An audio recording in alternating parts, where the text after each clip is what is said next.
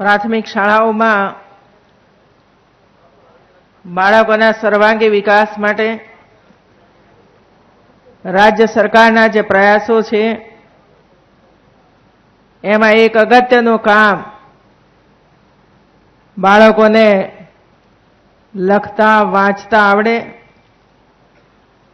અને એમાં રહેલા જે ગુણો છે જેને ટેલેન્ટ કહીએ છીએ એ ટેલેન્ટ વિકસે એના ભાગ સ્વરૂપે આજથી ગુજરાતના લગભગ 9,000 જેટલી શાળાઓમાં 3 દિવસ માટે ગુણોત્સવનો પ્રોજેક્ટનો આજે આરંભ થયો છે અને એના ભાગ સ્વરૂપે આજે હું ખેરગામ ગામની અંદર આવી છું અને આપણી વચ્ચે ઉપસ્થિત બંને ધારાસભ્ય શ્રી મોતીભાઈ વસાવા અને શબ્દશરણભાઈ તડવી, જિલ્લા ભાજપના પ્રમુખ શ્રી ગજેન્દ્રભાઈ, મહામંત્રી શ્રી ઘનશ્યામભાઈ, પ્રભારી શ્રી મેહુલભાઈ, સરપંચ બેન શ્રી ઉર્મિલાબેન, મંજીભાઈ અને શંકરભાઈ, પ્રાથમિક શાળાના આચાર્ય શ્રી હાર્દિકભાઈ, જિલ્લા કલેક્ટર શ્રી, જિલ્લા વિકાસ અધિકારી શ્રી, મંચ ઉપર બિરાજમાન અન્ય સૌ મહાનુભાવો, શિક્ષક મિત્રો, ગામના સૌ આગેવાનો, ભાઈઓ અને બહેનો,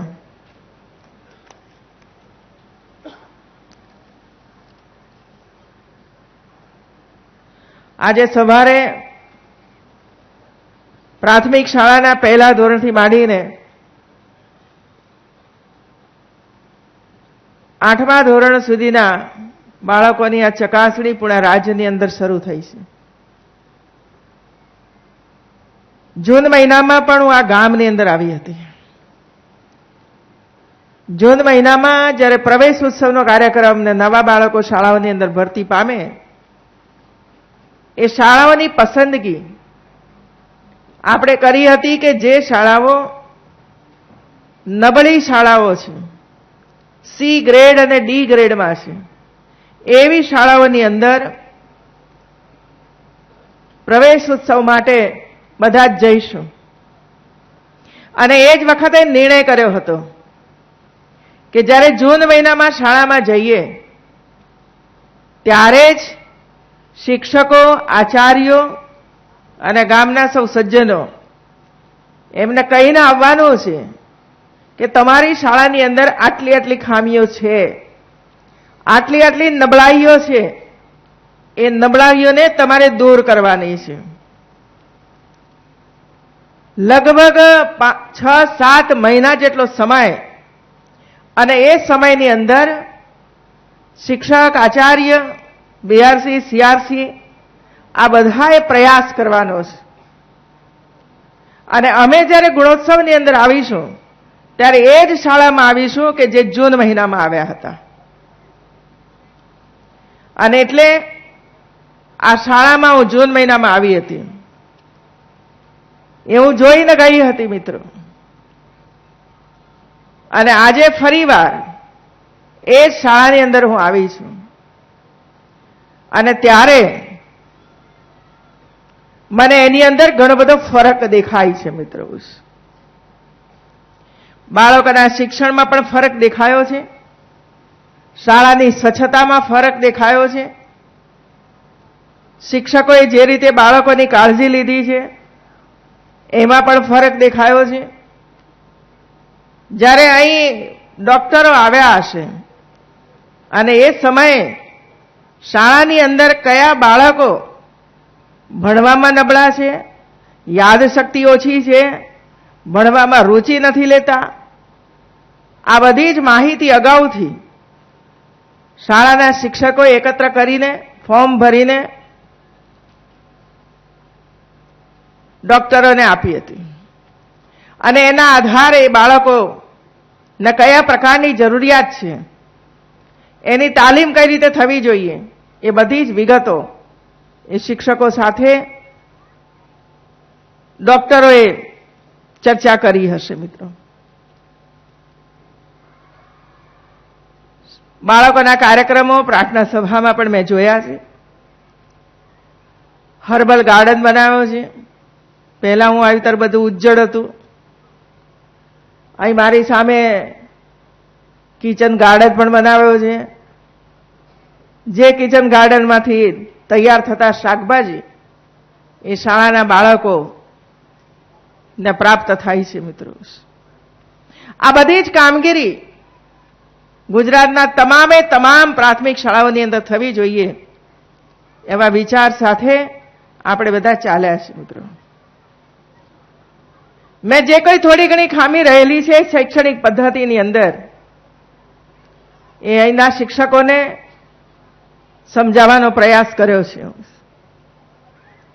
બાળક 1 થી 100 સુધીના આંક તો લખી દે છે, પણ મહત્વનું એ છે કે આંકને ઓળખતો થવો જોઈએ. આંકને ઓળખતો થવો જોઈએ કે 55 તો 55 ઉપર એ આંગળી મૂકે ત્યારે આપણે માની લઈએ કે 1 થી 100 સુધીના આંક બરાબર પાકા થયા છે. અને એટલે ગણિતનો જે પાયો છે એ પાયા ઉપર વધારે ને વધારે ધ્યાન કેન્દ્રિત કરશે શિક્ષકો, કે જેથી કરીને બાળકોને આગળ ઉપરનું ગણિત એમને કોઈ મુશ્કેલીઓનો અનુભવ નહીં કરવો પડે. એવું છે. ત્યાર પછી ગામના આગેવાનો સાથે બેઠક કરી છે કલાક માટેની. જે ફોર્મ અમે લઈને આવ્યા છીએ, ગામની અંદર શું બાકી છે, શું ચાલી રહ્યું છે, શું કરવા જેવું છે, આ બધી વિગતો ગામના વડીલોને પૂછી છે. ગામના વડીલો એનો જવાબ પણ આપ્યો છે. ત્યાર પછી ગામમાં શું બાકી છે કામ કરવા જેવું. મિત્રો, તો 3-4 બાબતો મારા ધ્યાન ઉપર વડીલોએ મૂકી છે. અને એમાંની એક એના સામે દેખાતો ડેમ, લિફ્ટ ઇરિગેશન, બધું જ કામકાજ પૂરું થઈ ગયું છે. મોટર પણ ઉતારી દીધી છે, લાઇટનું કનેક્શન પણ થઈ ગયું છે. અને મને આજે ખાતરી આપી છે સિંચાઈ વિભાગના અધિકારીશ્રીઓએ કે 2-3 દિવસની અંદર આ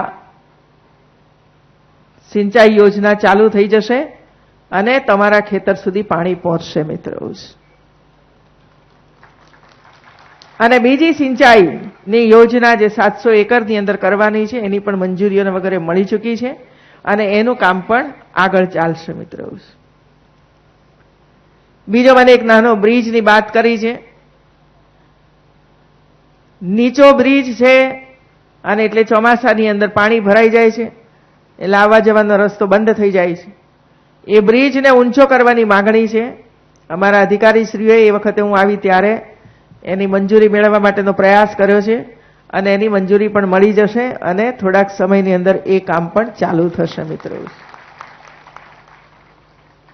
ત્રીજું મને કહેવામાં આવ્યું કે 3 કિલોમીટર દૂર એસટીની બસ આવે છે પણ ગામ સુધી પહોંચતી નથી. મને ખાતરી આપી છે કે 3 દિવસની અંદર એ બસ ગામ સુધી પહોંચશે. મિત્રો, જેથી કરીને તમને નજીકમાં જ એસટીની સુવિધા પ્રાપ્ત થશે. બીજો કોઈ બાકી હતો? આ 3-4 કામો મને સોંપ્યા હતા, એ કામ પૂરા કરી દેવામાં આવ્યા છે. મિત્રો, અને તેમ છતાં મારા ધારાસભ્ય બેઠા જ છે. તમારા નાના મોટા કામો કરવા માટે ધારાસભ્ય સદાય સક્રિય છે. એમને તમે મળી શકો છો. ગામની અંદર સીસી રોડ બનાવવા માટેની માંગણી છે. એ આ વખતના બજેટની અંદર જ્યારે જિલ્લા પંચાયતનું બજેટ થાય ત્યારે તમે કાળજી લેજો ભાઈ. એવું છે, કારણ કે હવે જિલ્લા પંચાયત બીજાના હાથમાં છે. એવું છે, અને એટલે ચૂંટાયેલા સદસ્યો એ પોતાના જ ગામની અંદર બધું ન લઈ જાય એ જોવાની જવાબદારી સમાજના આગેવાનોની છે. આટલું હું તમને કહીશ. પછી મને ના કહેતા કે અમને મંજૂર નથી થતી. એવું છે, રાજ્ય સરકાર ગ્રાન્ટ આપશે. મિત્રો, દર વર્ષે આપે છે. એ જ રીતે ગ્રાન્ટ મળશે જ. કોઈ 1 રૂપિયો પણ ગ્રાન્ટ ઓછી નથી કરવાના આમ. એવું છે, ઉપરથી એમાં વધારો થયો હશે. એવું છે, તો એ બધી જ ગ્રાન્ટનું આયોજન યોગ્ય રીતે થાય. અને મેં મારા બંને અધિકારીશ્રીઓને પણ કહ્યું છે કે કોઈ પણ ખોટું કામ ન થવું જોઈએ એની કાળજી બંને અધિકારીઓ અવશ્ય રાખશે મિત્રો.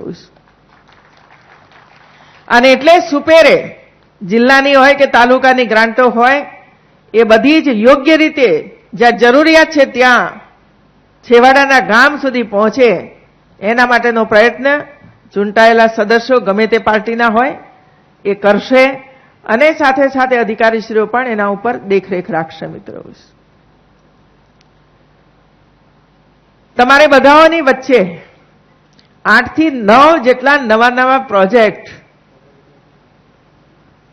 અહીં લોન્ચિંગ કરવામાં આવ્યું, આપવામાં આવ્યા મિત્રો. તમે બધાએ જોયું. સૌથી પહેલા નાના બાળકોને યાદ કરીએ આપણે. આંગણવાડીના ભૂલકાઓને રમવા માટે સાધનોની આવશ્યકતા હોય અને બાળક છે એટલે એને રમકડા ગમે ને ગમે જ. એટલે રમકડાની કીટ અહીં અધિકારીશ્રીઓ આપવામાં આવી છે. એટલે બાળકો જરા રમે એટલું જોજો બહેનો. એવું છે નહીં તો જેવું આપ્યું છે એવું રાખતા નહીં. એવું છે પ્લાસ્ટિકનું કવર ખોલજો અને આંગણવાડીની વચ્ચે જ બધા રમકડા મૂકી દેવાના. બાળકોને જે રમકડું જોઈએ એ લે ને રમે તો બાકીનું પછી કામકાજ થાય. બીજું, અંધ, અપંગ, બહેરા, માનસિક રીતે વિકલાંગ બાળકો જેના 18 વર્ષની ઉંમર સુધી તો રાજ્ય સરકારના સહાયથી સચવાય છે. એનો અભ્યાસ પણ થાય છે, એની ટ્રેનિંગ પણ થાય છે. પરંતુ ત્યાર પછી એને સમાજના ભરોસે છોડી દેવામાં આવે છે.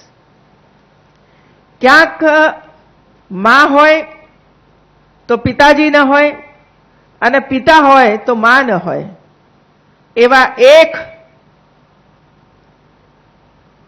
પરિવાર, એક માતા અથવા તો એક પિતાના સહારે જીવતા આવા યુવાનો એને પણ આર્થિક રીતે રોજગાર પ્રાપ્ત થાય એના માટેનો પ્રયાસ અને અધિકારીશ્રીઓએ એ બધાઓને ટ્રેનિંગ આપવાનું કામ કર્યું છે, શીખવાડવાનું કામ કર્યું છે.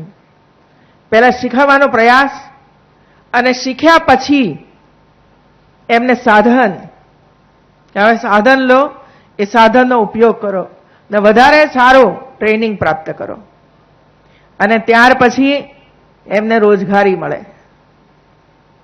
ક્યાંક ને ક્યાંક ઓફિસોમાં, ક્યાંક ને ક્યાંક બીજી જગાએ એમને રોજગારી મળે તો એ રોજગારીના સહારે ઘરમાં 1000-2000 રૂપિયા આવે અને એને લીધે એ બાળકનું પોતાનું ગૌરવ ઘરની અંદર વધે.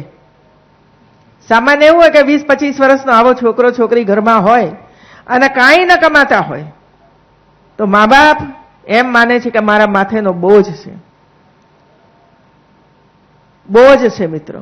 પણ જો એ કમાતો હોય, ભલે 1000 રૂપિયા લાવતો હોય, ભલે 500 રૂપિયા લાવતો હોય, જ્યારે માતાના હાથમાં 500 રૂપિયા કે 1000 રૂપિયા બાળક મૂકે, યુવાન મૂકે, ત્યારે જે માન્યતા બાળક માટે આપણી હતી એ માન્યતા બદલાઈ જાય છે. હવે એ બોજ નથી લાગતો આપણા માથે, પરંતુ એ આપણને સહયોગી બન્યા છે, મારા પરિવારને સહયોગી બન્યો છે અને આર્થિક ઉપાર્જન કરીને ઘર અને પરિવાર ભવિષ્યની અંદર સાથે સાચવશે એવો એક વિશ્વાસ પેદા થતો હોય છે મિત્રો. અને એ કામ આજે અધિકારીશ્રીઓ દ્વારા આવા વિકલાંગ બાળકો માટે જે ખરેખર આપણું કર્તવ્ય છે કે આવા બાળકો ઉપર વધારે વિશેષ ધ્યાન સરકાર અને સમાજનું હોવું જોઈએ, એ આજે પુરવાર કરીને આપ્યું છે મિત્રો. 108 તો આખા રાજ્યની અંદર છે મિત્રો. 5 મિનિટમાં પહોંચી જાય. હાર્ટ એટેક આવ્યો હોય અને જો સમયસર હોસ્પિટલમાં પહોંચાડી દઈએ તો એને બચાવી શકાય છે. ગુજરાતની 6 કરોડની પ્રજા 108ની જ્યારે શરૂઆત નરેન્દ્રભાઈ મોદીના સમયમાં થઈ ત્યારે સૌએ એના વખાણ કર્યા છે. મારું આ બચી ગયું, મારા આ પહોંચી ગયા અમારી ડિલિવરી વાળી બેન 108માં લઈ ગયા એટલે એની ડિલિવરી થઈ ગઈ, નહીં તો મૃત્યુ પામી હોત. આવું અનેક વાર અમે બધાએ સાંભળ્યું છે મિત્રો. અને એટલે આશીર્વાદ રૂપ થઈ છે 108ની સેવા. લાખો લાખો વ્યક્તિઓએ એનો લાભ લીધો છે. હવે આપણે એમાં વધારો કરી રહ્યા છીએ. પહેલા એક તાલુકામાં એક આપતા હતા, હવે મોટા તાલુકાઓની અંદર એક બીજી 108 આપવાની આપણે શરૂઆત કરી છે મિત્રો. પણ પ્રશ્ન એ આવ્યો આપણી સમક્ષ કે જ્યાં કોલ તમે કરી શકતા નથી ત્યાં 108 ઉપર સમાચાર ન આપી શકાય. એવા જે વિસ્તારો છે, જંગલ વિસ્તારો છે, દૂરના વિસ્તારો છે, જ્યાં લાઇટ પણ નહીં હોય, તો એવા સ્થાને જે પરિવારો વસે છે એમની પણ મુશ્કેલીઓનું નિવારણ કરવું જ પડે. અને એટલે વન વિભાગ અને વહીવટી તંત્ર બંને સાથે રહીને એનો નિકાલ કેવી રીતે થઈ શકે એની ચર્ચા કરી અને વન વિભાગ દ્વારા વન સંજીવની એવી 2 વાન આજે તમારી સમક્ષથી પસાર થઈ મિત્રો. આ જંગલ વિસ્તારની અંદર ફરશે અને તમે એના ઉપર ટેલિફોન કરી શકશો. બીજી બાજુએ 108 ઉપર એ લોકો ટેલિફોન કરશે. એક બાજુએ દર્દીને લાવવામાં આવશે, બીજી બાજુ 108 આવશે, બે એક સ્થળ ઉપર ભેગા થશે અને અહીં જે દર્દી હશે 108ની અંદર મૂકી અને નજીકના સ્થાન ઉપર લઈ જવામાં આવશે મિત્રો. આ એક સારામાં સારો કાર્યક્રમ આજે વન સંજીવની દ્વારા શરૂ થયો છે મિત્રો. 2 તાલુકા બાકી રહે છે. મેં અધિકારીશ્રીઓને કહ્યું જરા જોઈ લો કે આપણી પાસે ઘણી બધી ગ્રાન્ટો હોય છે મિત્રો. ટ્રાઇબલની ગ્રાન્ટ હશે, તે ગ્રાન્ટમાંથી પણ આવી બીજી વાન તૈયાર કરીને જે વિસ્તારો હજુ બાકી રહી ગયા છે એ વિસ્તારોની અંદર એનો લાભ મળે અને આપણા અનેક ભાઈ બહેનોને વ્યવસ્થાના અભાવને કારણે જીવ ખોવો ન પડે. કોઈ બાળકનું ડિલિવરીની અંદર તાત્કાલિક સહાય ન મળવાને કારણે બાળક ચાલ્યું જાય અથવા તો માં મૃત્યુ પામે, એવું આપણા ગુજરાતની અંદર ન બને. એના માટે આપણે આ કામ કરવું જોઈએ મિત્રો. અને એ જ આ રાજ્ય સરકાર કરી રહી છે મિત્રો. આજથી 15 વર્ષ પહેલાનું ગુજરાત અને એ વખતે આ બધી સ્થિતિ એ બધી આપણી નજર સમક્ષ છે મિત્રો. કોઈ પ્રવેશ ઉત્સવે નહોતો થતો, કોઈ ગુણોત્સવે નહોતો થતો. બાળક 10મા ધોરણની અંદર ગણિત વિજ્ઞાનમાં બરાબર નથી વાંચી શકતો અથવા ભણી નથી શકતો, તો એના માટે પણ અધિકારીશ્રીઓ એના માટે સીડી બનાવે ને સીડી બનાવીને ઘરની અંદર બેસીને ટીવીમાં મૂકીને જાતે જ ભણી શકે એવી વ્યવસ્થાઓ ઊભી કરવાનો વિચાર તો ભારતીય જનતા પાર્ટીને જ આવે મિત્રો, બીજા કોઈને ના આવે એવો વિચાર એવો છે. અને એ દ્રશ્યો પણ તમે અહીંથી જોયા મિત્રો.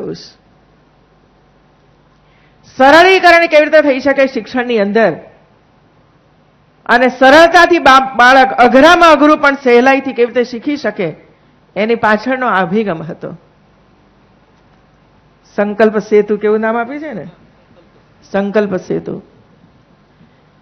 તો ભાઈ બહેનો આવા ઘણા બધા પ્રોજેક્ટ તમારા બધાની સેવા અર્થે મૂકવામાં આવ્યા છે અને આ બધાનો લાભ તમે ઉઠાવશો, લેશો, બાળકો લેશે, પરિવાર પણ એને મદદ કરશે, પ્રોત્સાહન અને માર્ગદર્શન આપશે, તો આદિવાસીનું બાળક પણ આગળ જઈ શકશે મિત્રો.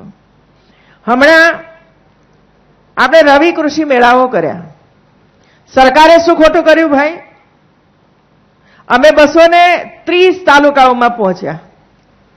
મુખ્યમંત્રી પણ ગયા, મંત્રીશ્રીઓ ગયા, તમારી જેમ બેઠા છો એ જ રીતે કિસાનોને ભેગા કર્યા, એમના ફોર્મ લીધા, એમને જે જરૂરી હતું એ માગી હતું એ અમે મંજૂર કર્યું અને આ કૃષિ મેળાની અંદર લગભગ 70 કરોડ જેટલી ગ્રાન્ટ એ કિસાનોના હાથની અંદર મૂકી મિત્રો. આમાં ખોટું શું કર્યું છે ભારતીય જનતા પાર્ટીની આપણી સરકારે કે જેથી કરીને કોંગ્રેસને વિરોધનો દર્શન કરવો પડ્યો? કોઈ સરકાર જ્યારે કિસાનના હાથની અંદર ટ્રેક્ટરની ચાવી આપે છે. એનાથી કોંગ્રેસે ખુશ થવું જોઈએ મિત્રો કે આપણે આજથી 10-15 વર્ષ પહેલા આપણે ગાડું એ નહોતા આપી શકતા, એ આજે ટ્રેક્ટર અપાઈ રહ્યું છે મિત્રો. અને એના માટે તમે વિરોધ કરી રહ્યા છો કે ખેડૂતને ન મળવું જોઈએ આ બધું? મિત્રો, વિરોધ થાય કે ન થાય, મારું કામ આ છે કે ગરીબની સેવા કરવી, બાળકને શિક્ષિત કરવું ને સંસ્કારી બનાવવું. મિત્રો, ખેડૂતના લાભની અંદર શું હોઈ શકે મિત્રો? એને પાણીની જરૂરિયાત છે તો પાણીની વ્યવસ્થાઓ ઊભી કરવી જોઈએ, ના રોડની જરૂરિયાત છે તો રોડ એને મળે,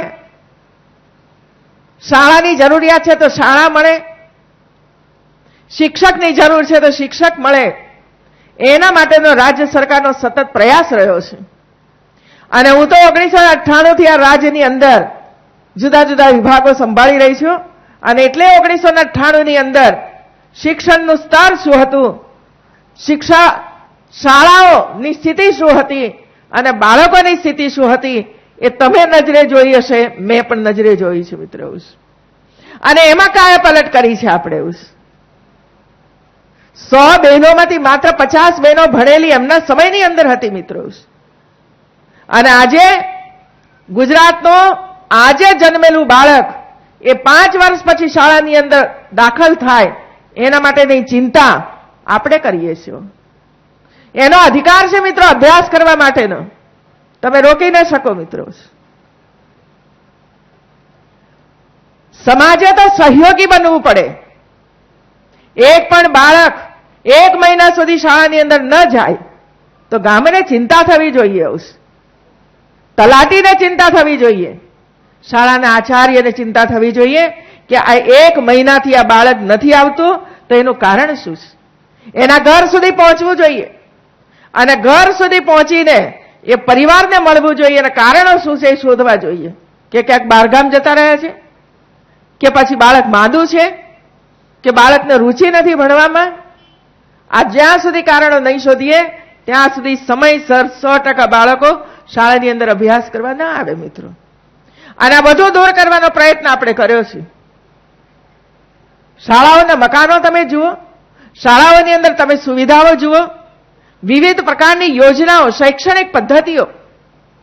એક મકાન પણ શૈક્ષણિક સાધન બની શકે છે. તમારા પગથિયા પણ કક્કોને બારાખડીનું સાધન બની શકે છે મિત્રો.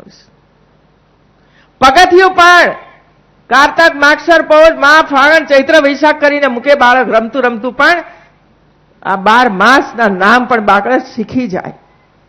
એના માટેનો આપણા પ્રયાસ છે મિત્રો. એવું જરૂરી નથી કે બજારમાંથી ખરીદીને સાધનો આપવાના. એવું છે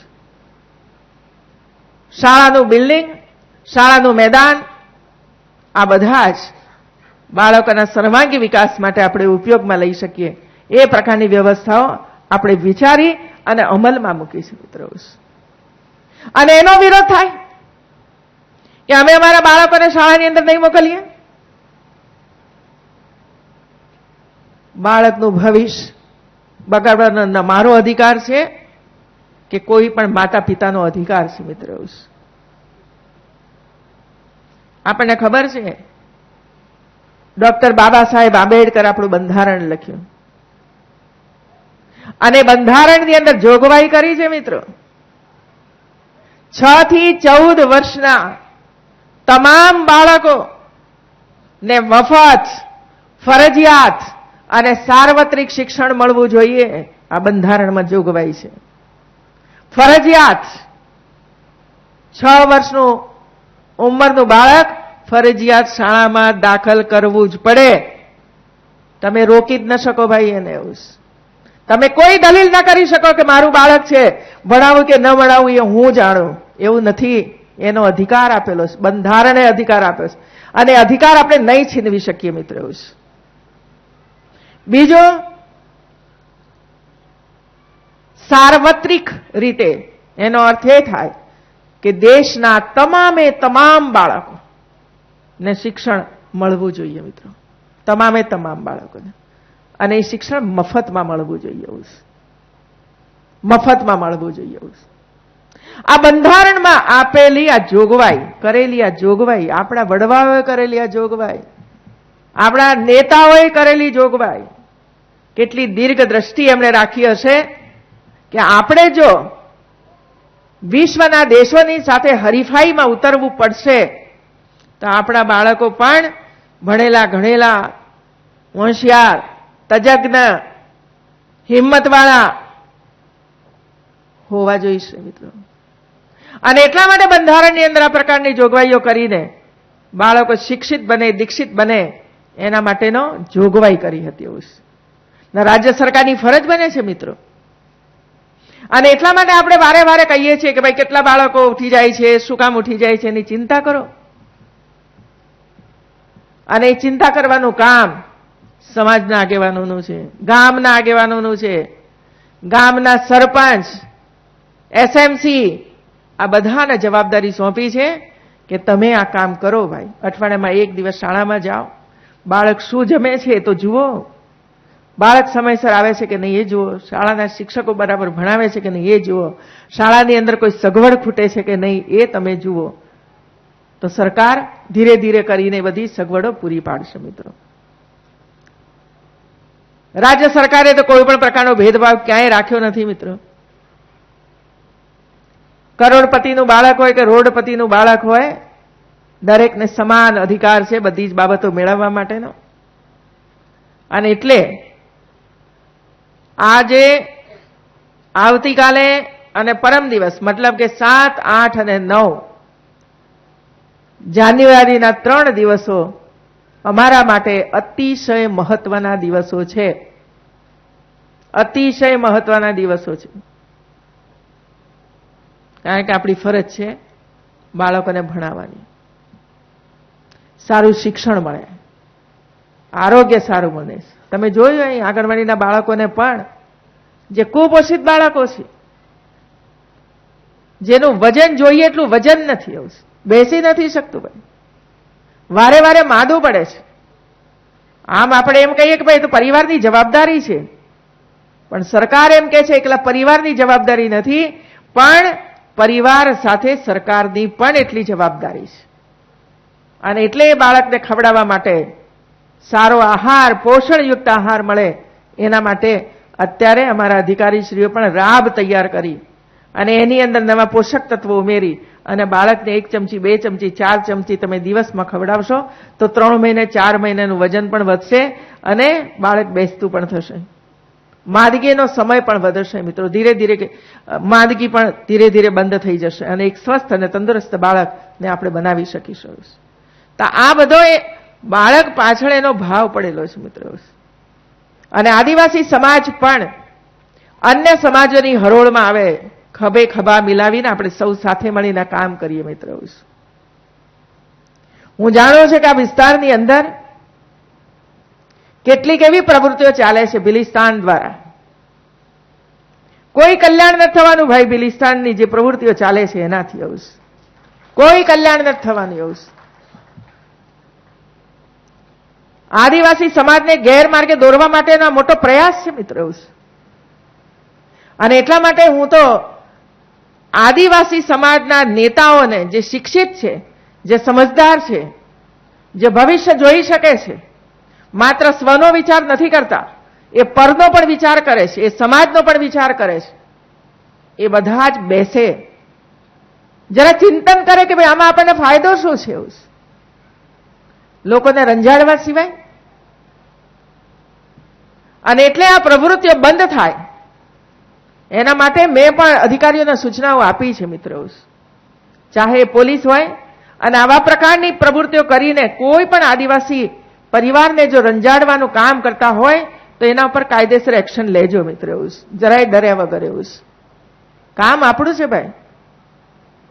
શા માટે કોઈ આદિવાસી પરિવારે ડરવાની જરૂર છે? શા માટે એને ડરાવવામાં આવે છે?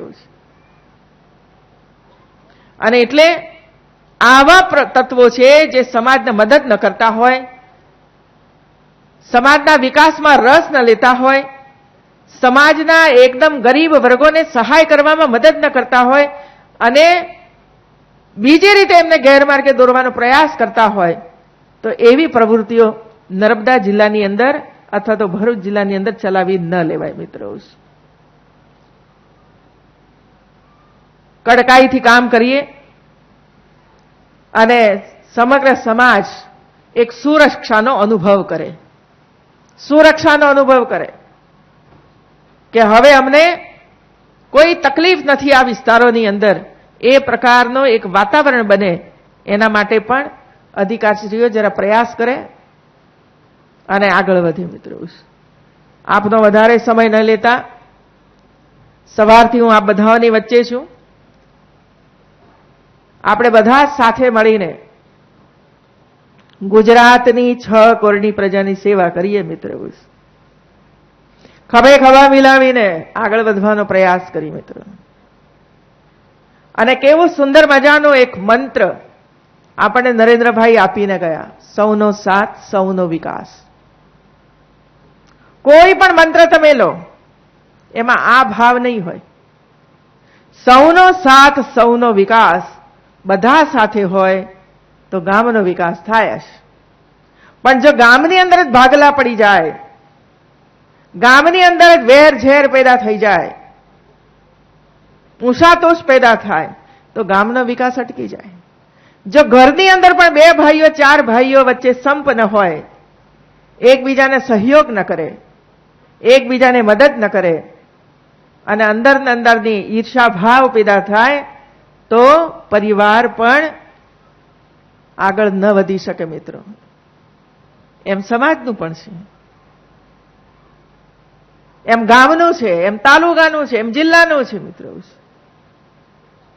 તો આજે 7-8 જેટલા નવા પ્રોજેક્ટ અહીં મારા અધિકારીશ્રીએ ખૂબ મહેનત કરીને તમારી સગવડતા માટે, તમારી વ્યવસ્થાઓ તમને જલ્દીથી મળે એના માટેનો જે પ્રયાસ કર્યો છે, એટલા માટે હું એમને પણ ખૂબ ખૂબ અભિનંદન આપું.